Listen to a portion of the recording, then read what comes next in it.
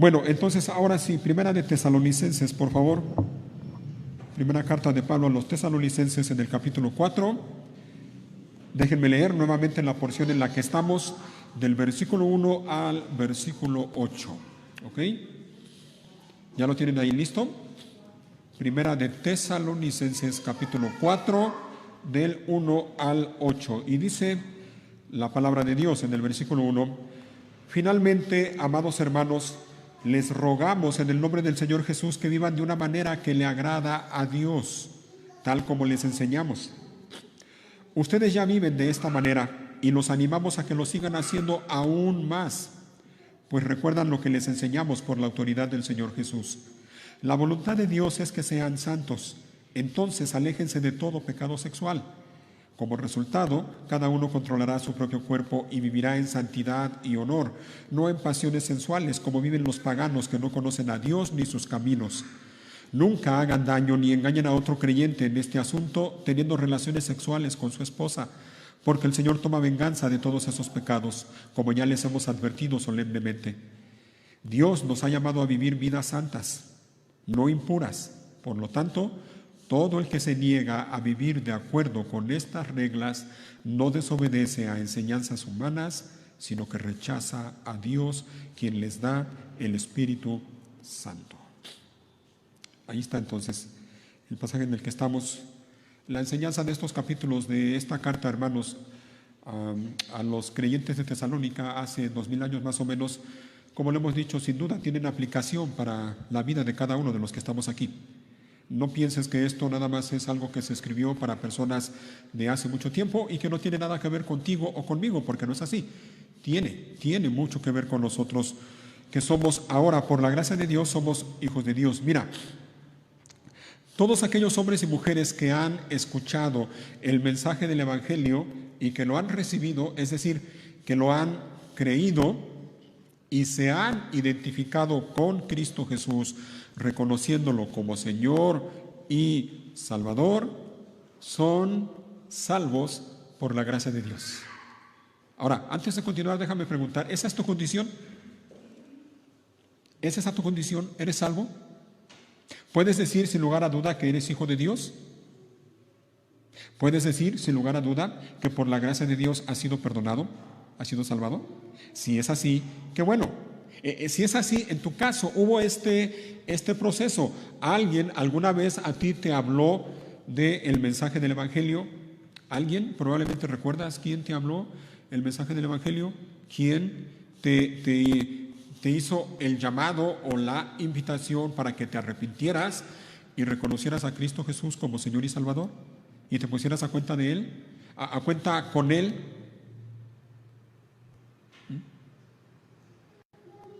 Y esa es tu condición, entonces tú eres hijo de Dios, tú eres salvo por la gracia de Dios. Y esto es importante que lo recordemos, hermanos, y que hagamos énfasis en esto las veces que sea necesario. Somos salvos por la gracia de Dios. Eso implica que la salvación ni tú ni yo la merecemos. La salvación que ahora tenemos es un regalo inmerecido.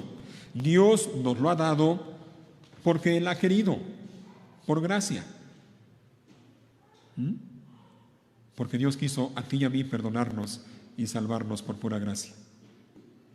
En términos bíblicos, en términos teológicos, nosotros que hemos sido salvados por gracia, hemos nacido de nuevo por la obra del Espíritu Santo. La Biblia habla de esto en el Nuevo Testamento. Todo aquel que es hijo de Dios lo es por la gracia de Dios y por la obra del Espíritu Santo en él o en ella. Esa obra, como dicen algunos, de transformación tan maravillosa que solo el Espíritu Santo puede llevar a cabo y por lo tanto es equiparada a nacer de nuevo. Así que los que estamos en Cristo hemos nacido de nuevo por la obra del Espíritu Santo en nosotros. ¿Ok? Otro término que se usa para esto en el Nuevo Testamento es que hemos pasado de muerte a vida. Si tú estás en Cristo, eres salvo por gracia, has nacido de nuevo, pero también has pasado de muerte a vida. Como dice el apóstol Pablo a los Efesios en su carta, antes estábamos muertos en nuestros delitos y pecados, Y esa era nuestra condición, muertos espiritualmente, pero Dios, que es rico en misericordia, dice el pasaje, por su gran amor con que nos amó, aún estando nosotros muertos en nuestros pecados, nos dio vida juntamente con Cristo. Hemos pasado de muerte a vida.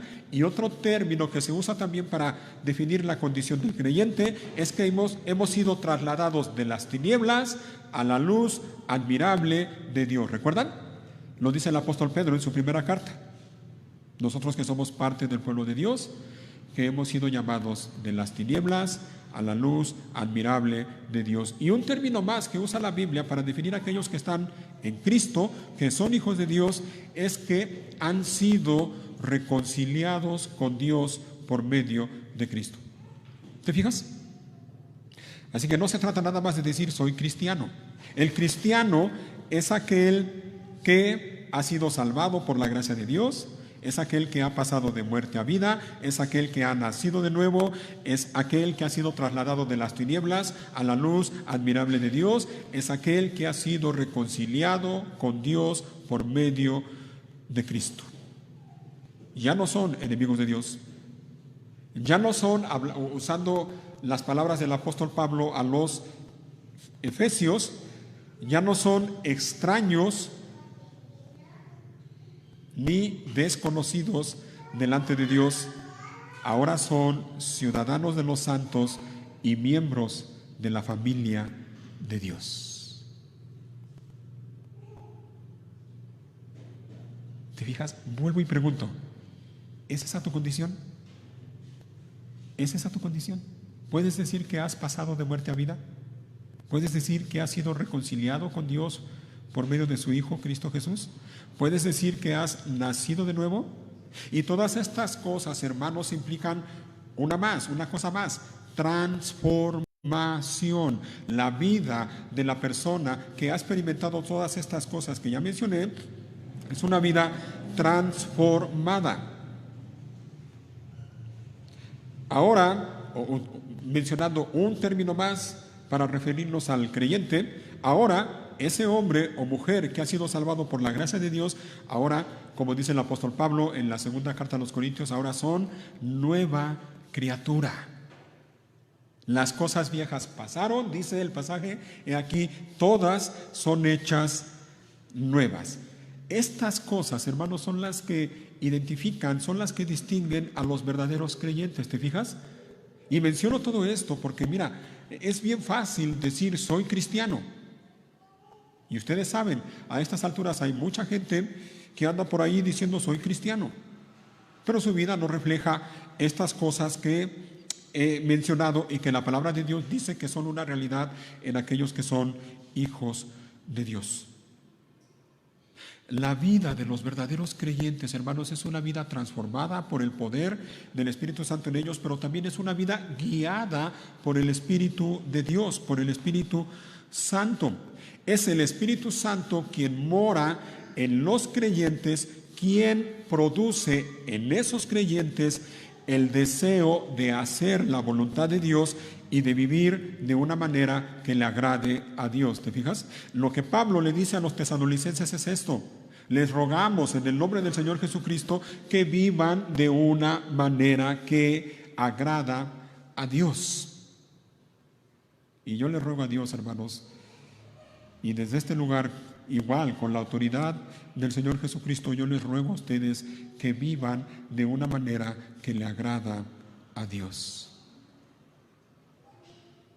Y le ruego a Dios que ninguno de los que estamos aquí sean como muchos que andan por allí diciendo soy cristiano, pero su vida está completamente lejos de Dios, o su vida dista mucho de lo que debe ser una vida de un verdadero cristiano.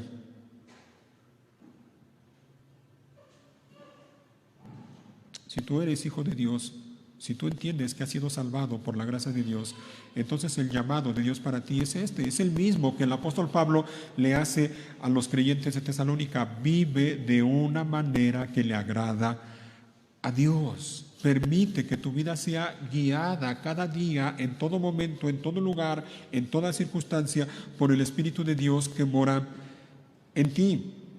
De modo que tu conducta, oye bien, tu conducta cada día, repito, en todo momento y en todo lugar, demuestre que tú eres hijo o hija de Dios.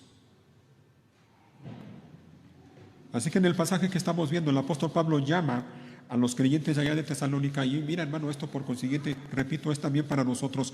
El llamado para nosotros es a vivir de una manera que agrade a Dios, y particularmente el apóstol Pablo menciona ahí en el versículo 3 cuál es la voluntad de Dios. Dice en el versículo 3, la voluntad de Dios es que sean santos. En otras palabras, les dice el apóstol Pablo, la voluntad de Dios para ustedes, creyentes, es que sean santos, santos, que vivan de una manera que su vida demuestre eso, que ustedes son santos. ¿Y recuerdas lo que significa esa palabra? Podemos recordarla para quienes todavía no les queda claro lo que significa esa palabra santo. La palabra santo básicamente, sencillamente significa alguien que es apartado.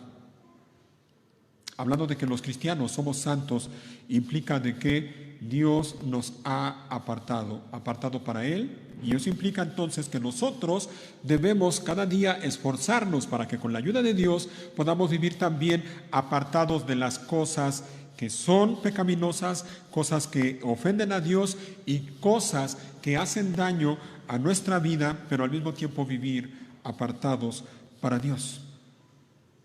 El llamado, mis hermanos, para nosotros los creyentes es ese. Y la semana pasada mencionábamos esto, el llamado más sublime que Dios hace para quienes son suyos, el llamado supremo de Dios para los suyos es este, que sean santos. Sed santos, dice la Biblia, bueno, dice el Señor en su palabra, como yo soy santo, dice Él. Esa es la voluntad de Dios para ti. Si tú eres hijo de Dios, si tú eres creyente, esa es la voluntad de Dios para ti. La voluntad de Dios tiene que ver con muchas cosas, pero en el contexto del pasaje que estamos viendo es la santidad. Y la santidad en el contexto también del pasaje que estamos viendo tiene que ver con pureza. Y particularmente tiene que ver con la pureza sexual, y es lo que estamos viendo en este pasaje. El cristiano es llamado por Dios a vivir una vida pura en el área sexual. Ese es el llamado para ti y ese es el llamado para mí. Ahora mira, hablando de la santidad, yo creo que no está por demás mencionar esto. Mira, contrario a lo que muchos piensan, la santidad no es sinónimo de aburrimiento. ¿Sabes cuál es la triste realidad de muchos cristianos? ¿Sabes cuál es el concepto lamentablemente equivocado que tienen muchos hombres y mujeres cristianos o que se dicen cristianos? El concepto que tienen acerca de la santidad es que la santidad es algo aburrido. Lo identifican con algo aburrido. ¡Ay! ¡Qué aburrido es eso de la santidad! Dicen muchos. Porque lo asocian solamente con la idea de obedecer reglas o mandamientos. Tengo que hacer esto, tengo que hacer lo otro, tengo que hacer esto, y no puedo hacer esto otro, no puedo hacer lo demás, no puedo hacer lo que me gusta. Cuando lo ven de esa manera, obviamente no les es difícil relacionar la santidad con algo aburrido. Tristemente para muchos, repito, santidad es sinónimo de aburrimiento. Pero no es así. No es así, de ninguna manera, no es así. Y la Biblia lo enseña claramente.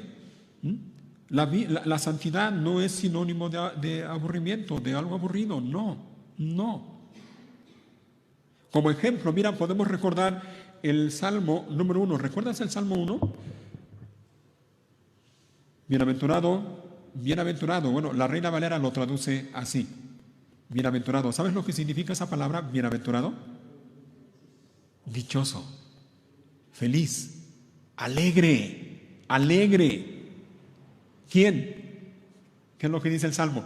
bienaventurado el varón que no anduvo en consejo de malos, ni estuvo en camino de pecadores, ni en silla de escarnecedores se ha sentado. ¿Te fijas?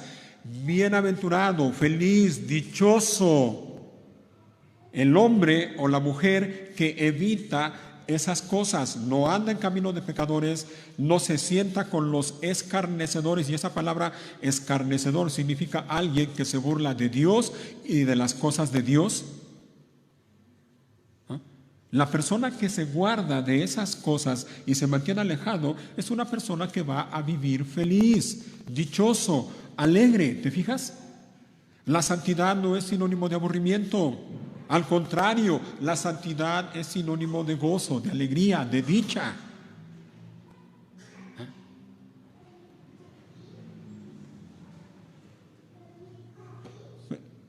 Pero repito, en el contexto que estamos viendo aquí de Tesalonicenses, la santidad tiene que ver con la pureza sexual.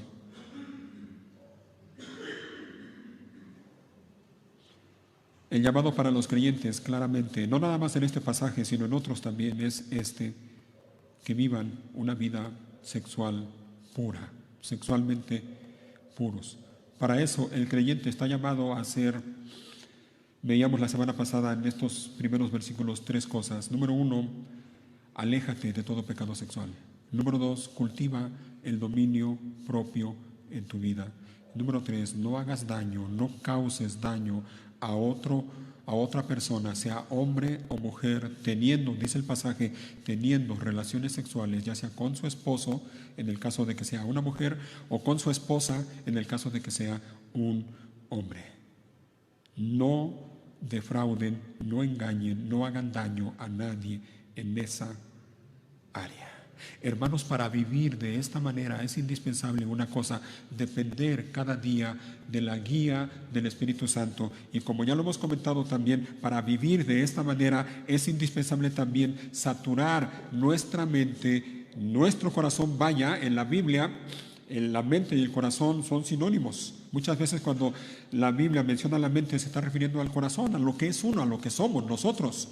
Guarda tu corazón, guarda tu mente. Y la mejor manera de guardar tu mente, es decir, tu corazón, es saturando tu mente o tu corazón de la palabra de Dios. Hermano, no cometas el error de pensar que puedes vivir de esta manera, como dice la palabra de Dios en este pasaje que estamos viendo, mientras al mismo tiempo descuidas estas cosas que son vitales para la vida de todo creyente. La voluntad de Dios es que seamos santos, sí, pero eso es parte únicamente de la voluntad de Dios. La voluntad de Dios implica más cosas. Estamos hablando de la pureza sexual porque es de lo que habla el pasaje que estamos viendo, pero la voluntad de Dios implica más cosas. Y para tu vida, la voluntad de Dios implica que tú cada día dependas de Dios, tú cada día camines tomado de la mano de Dios, que cada día camines bajo la guía del Espíritu Santo a la luz de la palabra de Dios. Es indispensable que lo hagas tú de manera individual cada día. De otra manera no vas a poder vivir de la manera en que estamos hablando, es decir, de una manera que le agrade a Dios. Porque mira, si eres honesto, igual que yo, tienes que reconocer que constantemente te enfrentas a tentaciones. Y si eres honesto, tienes que reconocer que cada día tú luchas con las tentaciones que tienen que ver con el área sexual. Cada día.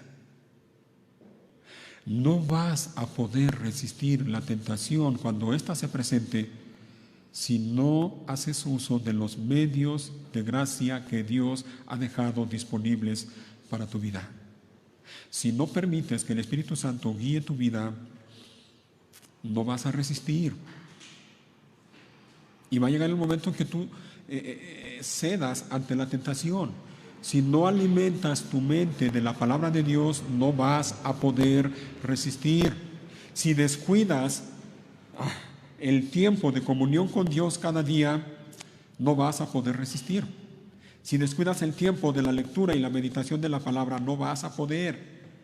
Si descuidas, mira, y esto es bien importante, y a lo mejor alguno dirá otra vez con lo mismo, pero te ruego, por favor, no me lo tomes a mal, tómalo como alguien que se preocupa por tu vida y por tu condición espiritual.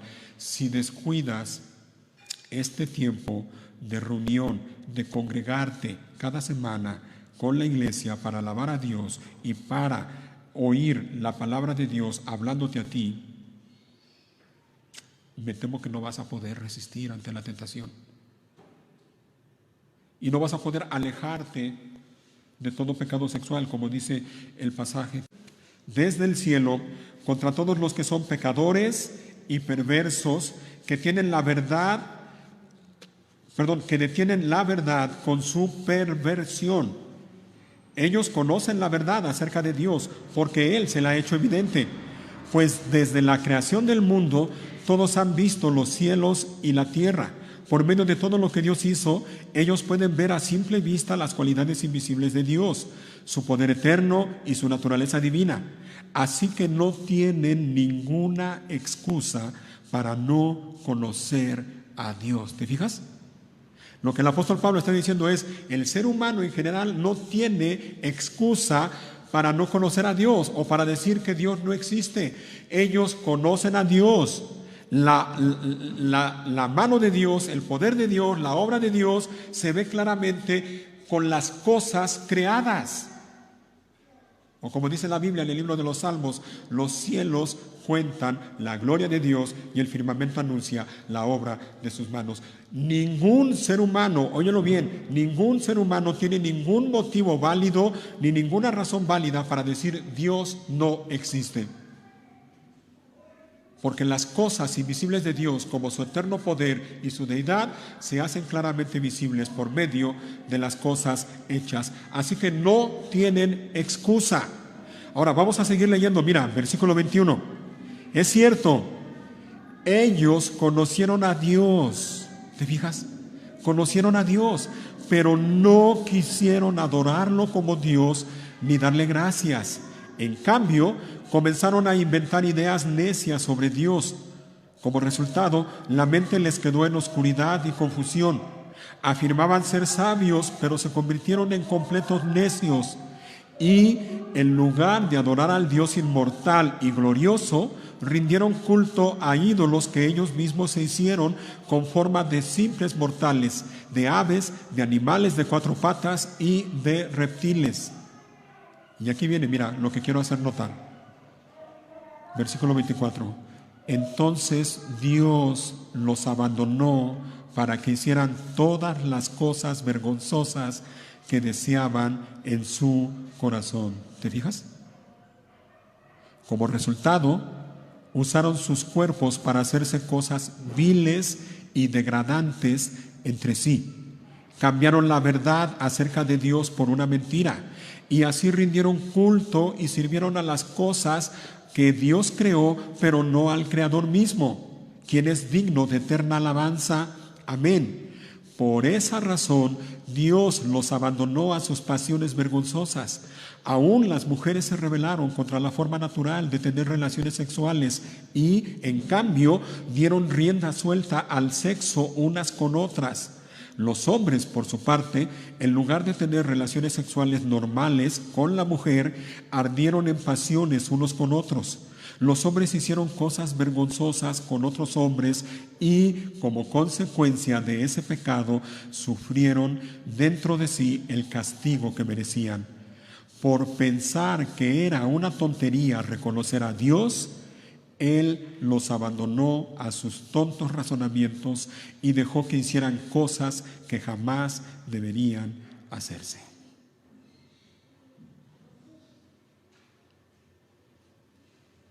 Tremendo. Simple y sencillamente tremendo. ¿Y sabes por qué? ¿Te diste cuenta por qué? Porque el ser humano en general, dice, ellos conocieron a Dios. Conocieron a Dios. El ser humano por naturaleza sabe que hay Dios. Lo sabe. Lo sabe. Y aún así hay quienes quienes endurecen su corazón y cierran a tal grado su mente que se atreven a decir no hay Dios, y andan por la vida ahí orgullosos diciendo soy ateo, yo no creo en Dios. Hay Dios. Lo sabe, el ser humano en general lo sabe. El problema es que también el ser humano en general, el ser humano deliberadamente, intencionalmente también decidieron darle la espalda a Dios. Y pensaron, como dice el versículo 28, que era una tontería reconocer a Dios.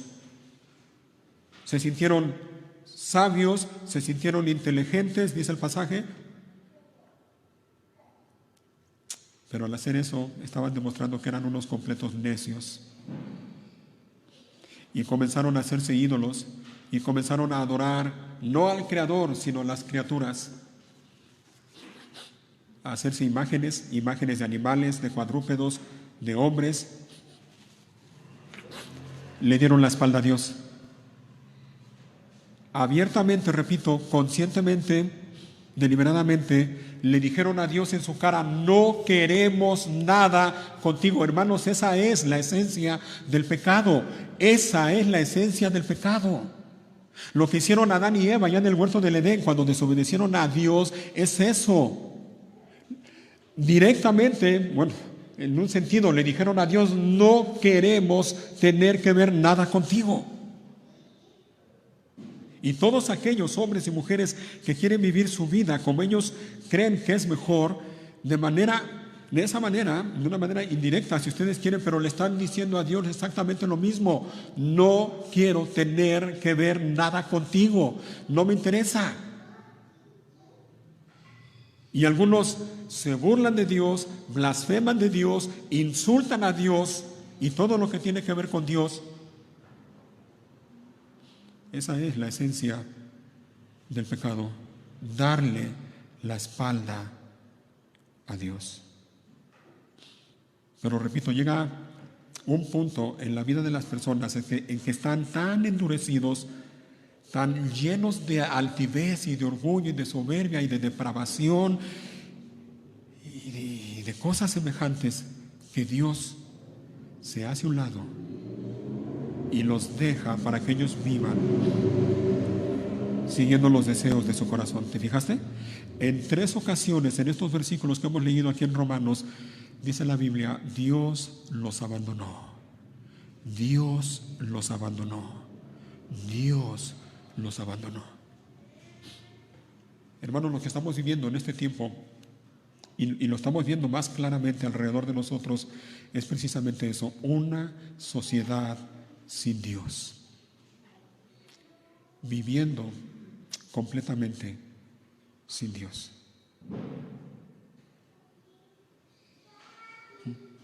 Esto no es libertad. No te vayas con la finta, ¿eh? Muchos hablan de libertad y hablan de derechos y lo que tú quieras. De ninguna manera es libertad. Lo que estamos viendo alrededor de nosotros es una tragedia en todo el sentido de la palabra.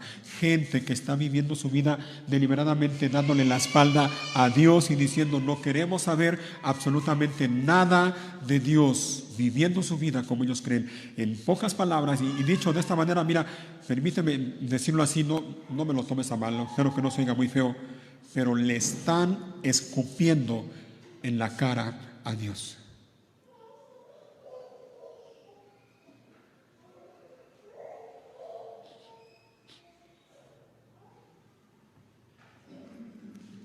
Por eso es que constantemente hacemos el llamado arrepiéntete, arrepiéntete.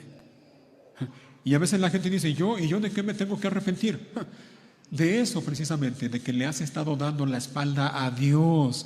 Estás viviendo tu vida como tú crees que es mejor, completamente lejos de Dios. Y eso, si no lo cambias, si no te arrepientes, te va a llevar a la ruina. Hermanos, cuidado, mira, esto que hemos leído en Romanos comenzó de esa manera, como ya lo vimos. No tuvieron en cuenta a Dios, pensaron que era una tontería reconocer a Dios y le dieron la espalda, rechazaron a Dios. ¿Qué hizo Dios? Adelante, No quieren saber nada de mí, adelante, vivan como ustedes creen que es mejor. Y por eso la sociedad está como está al día de hoy.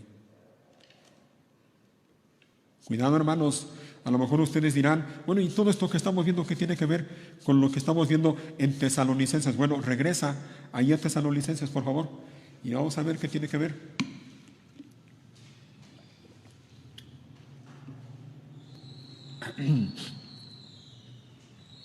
Dice allí en Primera de Tesalonicenses capítulo 4, versículo 8, pongan atención, dice, por lo tanto, todo el que se niega a vivir de acuerdo con estas reglas no desobedece a enseñanzas humanas, sino que rechaza a Dios. Hermano, más claro ni el agua, Mira, mi deber como pastor es estar aquí y decirte a ti lo que dice la palabra de Dios.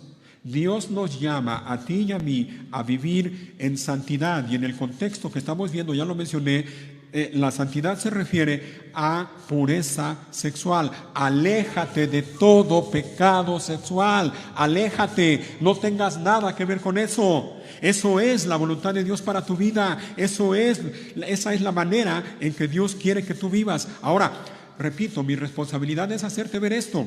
Si tú no lo crees, si tú lo rechazas, si tú dices, está loco, pastor, yo voy a hacer lo que yo quiera, yo voy a vivir como yo quiera, a mí nadie me va a poner reglas y nadie me va a decir cómo tengo que vivir mi vida. Bueno, vive así, pero también es mi deber advertirte, no me estás rechazando a mí ni a ninguno de los hermanos que están a tu alrededor. Estás rechazando a Dios mismo. Cuidado con eso, porque ya vimos la consecuencia que sufren aquellos que endurecen su corazón ante Dios y ante su palabra y que deliberadamente le dan la espalda a Dios. Cuidado, hermano, cuidado. No sea que Dios te diga, adelante, ¿quieres vivir así? Vive de esa manera y Dios se aparte de ti. Y entonces tu vida empiece, como dicen por allí, en una espiral descendente en donde poco a poco vas cayendo más y más y más a la perversidad, a la degradación, al pecado, haciendo cosas que a lo mejor ahora ni te imaginas que puedes hacer.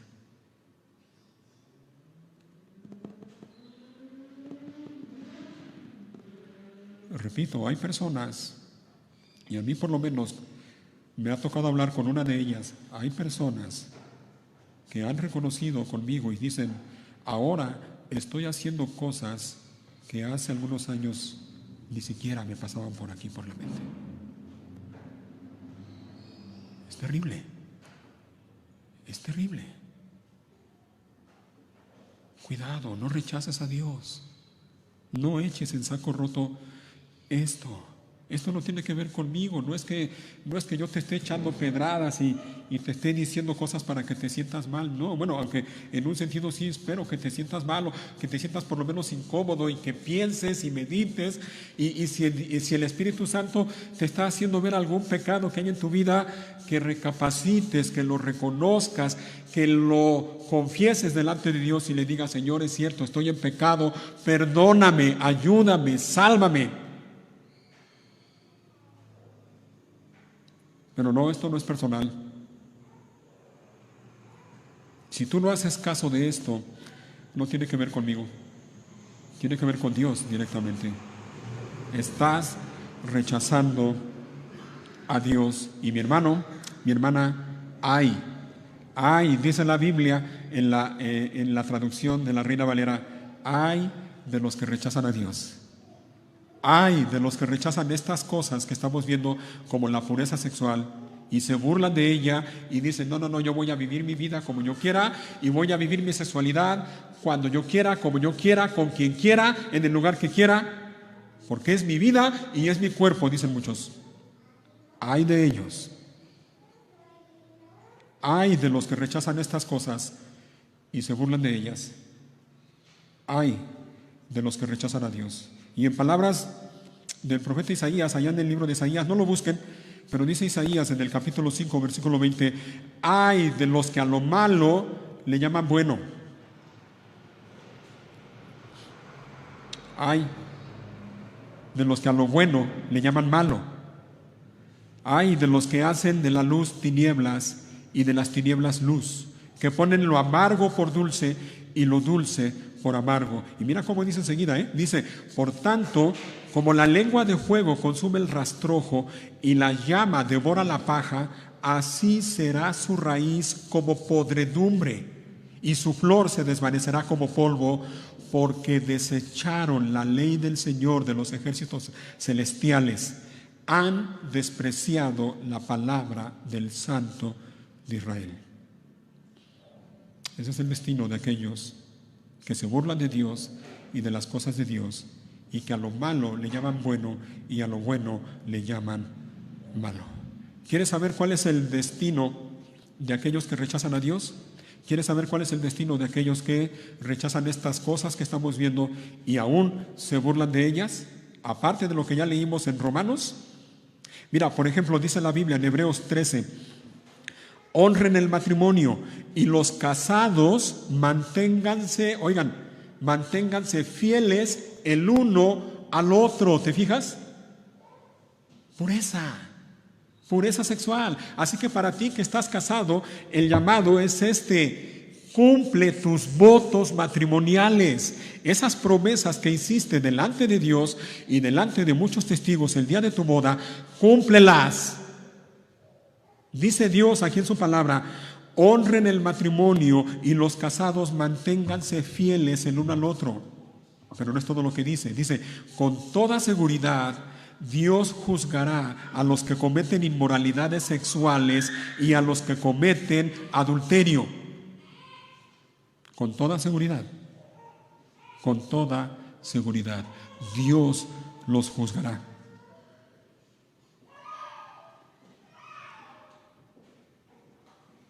Vamos a leer uno más, ya me quedan unos minutitos, ya voy a acabar.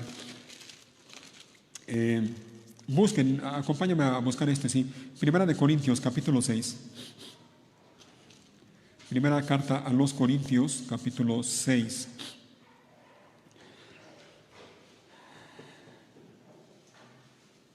En el versículo 9, 6, 9.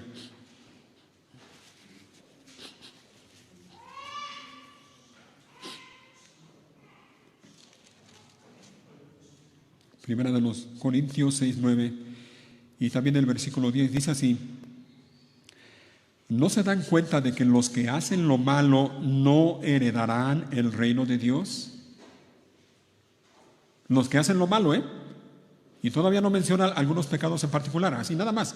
Los que hacen lo malo, dice claramente, no heredarán el reino de Dios. Pero sigue diciendo, no se engañen a sí mismos.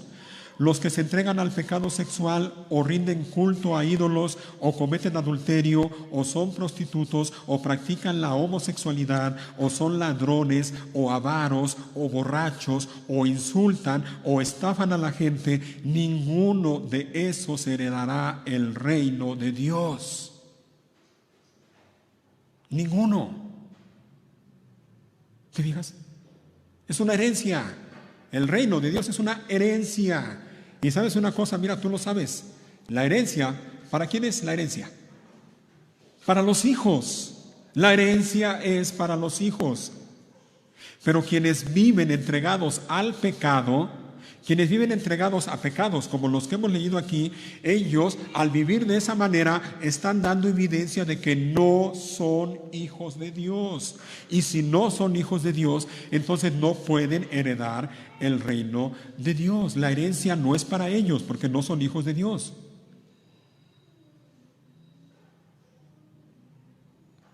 No te engañes, dice el pasaje. No se engañen a sí mismos. No creas, mira, hermano, y esto te ruego por favor que lo medites, lo guardes en tu corazón. No te engañes, no creas que puedes vivir la vida cristiana, entre comillas, pero al mismo tiempo vivir en adulterio o vivir en fornicación o vivir cometiendo algún otro pecado sexual. No es así, no se puede. De hecho, esa es una incongruencia, no es posible. Y si sigues viviendo así, lo único que estás demostrando es que en realidad tú no eres cristiano, no eres hijo de Dios. Y si no eres hijo de Dios, no puedes heredar la herencia de Dios, el reino de Dios.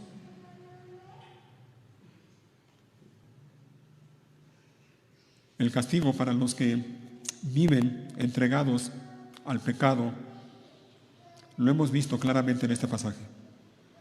No heredarán el reino de Dios. Pero sabes una cosa, y aquí viene la buena noticia, no quiero yo nada más dejar las cosas así porque no quiero que se lleven una carga innecesaria. La buena noticia es que no tiene que ser así. No tiene que ser así. ¿Sabes por qué? Dice la Biblia en la carta a los romanos que la paga del pecado es muerte. Sí, esa es la paga del pecado. La paga del pecado es muerte. Y no solamente habla de muerte física, sino muerte espiritual.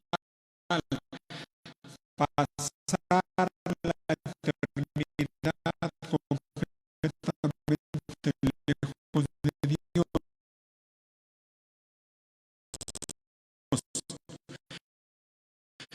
Sí, la paga del pecado es muerte, dice Romanos 6:23, más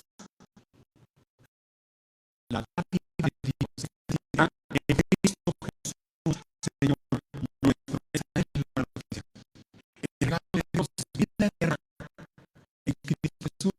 El regalo de Dios es la vida. Para aquellos que le aman, para aquellos que tienen su nombre, el regalo de Dios es que por la gracia y perdón, salvación por medio de Cristo Jesús.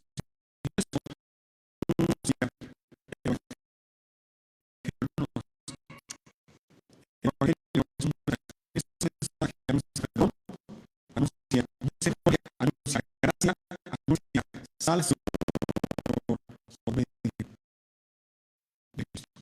Y son por medio de Cristo. Hermanos, hay gracia, hay misericordia, hay perdón. ¿Quién está viviendo en moralidad sexual? No hay. En eso que estas algunos de ustedes eran tiempo pasado, pero fueron limpiados, fueron hechos santos, fueron hechos justos ante Dios al invocar el nombre del Señor Jesucristo y por el Espíritu de nuestro Dios. ¿Te fijas? Hay esperanza para aquellos que viven en pecado sexual. Hay gracia, hay misericordia, hay perdón de Dios por medio de Cristo Jesús. Así que yo no sé, mira, yo no sé. Y le ruego a Dios que no sea el caso de ninguno de los que estamos aquí, pero por si acaso, si alguno de los que estamos aquí está viviendo en pecado sexual, el primer llamado es arrepiéntete. Y el segundo es ven a Cristo, ven a Dios por medio de Cristo, clamando a Él, pidiéndole a Él, buscando en Él gracia, misericordia, perdón. Y eso es lo que vas a hallar en Él, gracia, misericordia y perdón. No cometas la locura de endurecer tu corazón, de cerrar tu mente y decir, pues yo voy a seguir viviendo así. No. Reconoce tu pecado, confiésalo delante de Dios, pídele perdón y apártate de tu pecado, y entonces tu vida va a experimentar la verdadera libertad que Dios ofrece. Así que hay perdón por medio de Cristo Jesús. Ven a Cristo si es que necesitas hacerlo. En una ocasión trajeron, ¿recuerdan aquella historia ya en los evangelios? En una ocasión trajeron delante de Jesús a una mujer que fue sorprendida en el acto mismo de adulterio. ¿Recuerdan esa historia? Una mujer que fue sorprendida en el acto mismo de adulterio. Quienes la llevaron delante de Jesús fueron los líderes religiosos, los escribas y fariseos. Y a ellos no les interesaba para nada la mujer, ni lo que la mujer estaba haciendo. A ellos lo que les interesaba era encontrar una causa para acusar a Jesús y prenderlo y matarlo. Jesús conocía las intenciones de ellos. Y le preguntaron: maestro, esta mujer fue hallada en el acto mismo de adulterio. La ley de Moisés dice que tenemos que apedrear a tales personas. ¿Tú qué dices? Y recuerdan, dice el pasaje, que Jesús estaba agachado, escribiendo en la tierra. Así estuvo algún tiempo. Y le volvieron a insistir: ¿tú qué dices, maestro? Y entonces Jesús, me imagino que alzó la vista, se dirigió a los líderes religiosos y les dijo: el que de ustedes esté libre de pecado, que lance la primera piedra. Y dice el pasaje que ninguno se atrevió a hacerlo, y poco a poco, cada uno a uno, se fueron yendo de ese lugar. Su conciencia les acusaba. Sabían que ellos eran pecadores también. Jesús continuó escribiendo en tierra. Al poco tiempo, dice que otra vez alzó la vista, ya no vio a los que acusaban a la mujer, y le preguntó a la mujer: ¿dónde están los que te acusaban? ¿Ninguno te condenó? Y la mujer respondió: ninguno. Y entonces el Señor le dice esas palabras maravillosas: ni yo te condeno, vete y no peques más. Vete y no peques más. Oh, mi hermano, en Cristo Jesús hay misericordia, hay gracia, hay perdón. Para eso vino Él, para eso vino Él, para morir en lugar de los pecadores, para que ahora ellos puedan obtener de Dios gracia, misericordia y perdón. Volviendo al ejemplo de esa mujer, los escribas y fariseos le decían a Jesús: la ley de Moisés dice que tiene que morir. Sí, tiene que morir. Es que ese es el castigo, eso es lo que merecen los pecadores, no solo los que cometen adulterio o fornicación o cualquier otro pecado sexual, los que cometen pecado en particular, los mentirosos, los orgullosos, los altivos, merecen morir. Ese es el castigo para ellos, esa es la paga del pecado. La paga del pecado es muerte. Y eso es justicia, mis hermanos. Eso es justicia.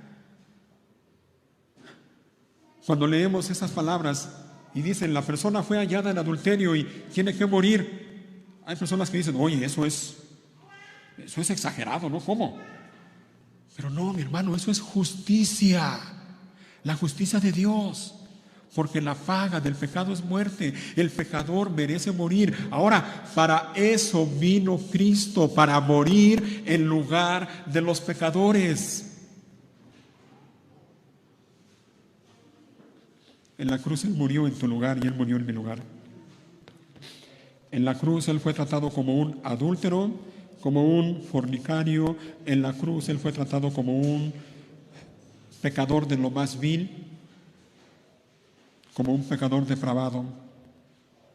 En la cruz Él le entregó su vida por todas esas personas, hombres y mujeres, que viven en depravación sexual o que viven en cualquier pecado, para que ellos ahora puedan acercarse confiadamente por medio de Cristo a Dios el Padre, y en Él puedan obtener gracia, misericordia y perdón. Para eso vino Cristo, para eso murió. Y eso es lo que recordamos, eso es lo que celebramos, y lo vamos a hacer ahorita mediante la cena del Señor. Celebramos y recordamos de manera especial el sacrificio de Cristo hecho a favor de nosotros. Así que pónganse de pie, por favor.